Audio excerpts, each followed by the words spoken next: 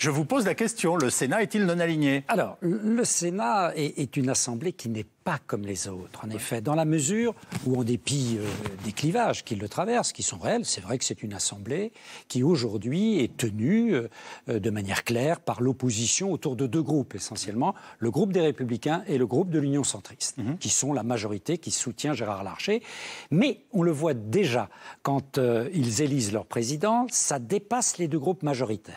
C'est-à-dire qu'il y a une capacité toujours à transgresser les éventuelles frontières politiques. Et de temps en temps, dans le travail en particulier d'amendements législatifs, on s'aperçoit au Sénat qu'on a beaucoup plus l'habitude qu'à l'Assemblée nationale de travailler ensemble. Oui.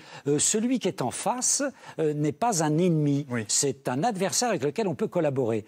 C'est un esprit très différent de celui de l'Assemblée nationale et c'est entretenu, porté à son point d'orgue par la personnalité du président du Sénat, Gérard Larcher, qui aime beaucoup jeter des ponts transversaux dans son assemblée afin d'avoir, j'allais dire, une majorité large, le climat même politique. Regardez le climat politique des séances à l'Assemblée et celui au Sénat, c'est deux mondes ça n'a rien à voir. différents. Ça n'a rien à voir. On s'injurie, on dramatise à l'Assemblée nationale.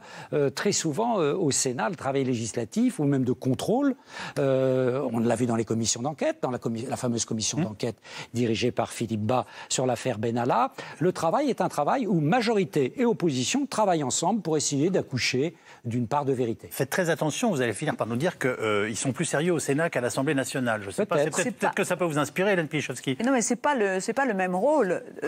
Non, c'est pas le même rôle des deux assemblées. Le Sénat est beaucoup moins en relation avec la population, ne serait-ce que par le mode de scrutin. Il est élu par les grands électeurs.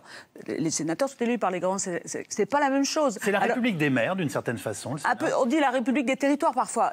Ils justifient leur rôle parce que le bicamérisme, comme on dit parfois, et personne ne sait trop ce que ça veut dire, c'est simplement deux chambres. Voilà. C'est accessible à mon entendement, en tout cas. Donc, je n'en doute pas un instant. Bien. Non, mais quand je dis personne, c'est pas ça que les gens retiennent du Sénat. Si vous dites c'est quoi le Congrès, c'est les deux assemblées, bon, ça ne parle à personne.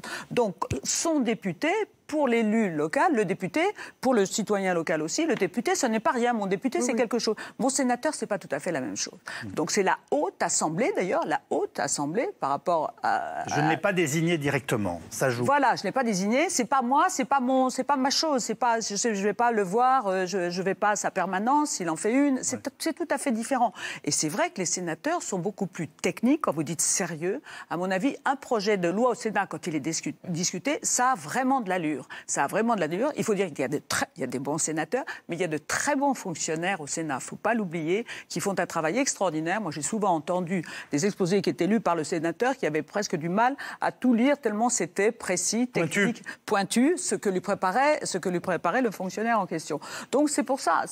En plus, il faut savoir que par rapport, il y a déjà le mode d'élection qui est différent. Par ailleurs, les sénateurs sont élus pour 6 ans. C'était 9 ans auparavant. Alors 6 ans, c'est déjà moins, mais ça leur donne une espèce de sécurité, une assise, une stabilité qui leur permet d'être assez sereins devant leur rôle. Ils n'ont pas comme les députés obsédés, surtout depuis qu'il y a le quinquennat, donc obsédés par la fin de leur mission. Donc c'est tout à fait différent.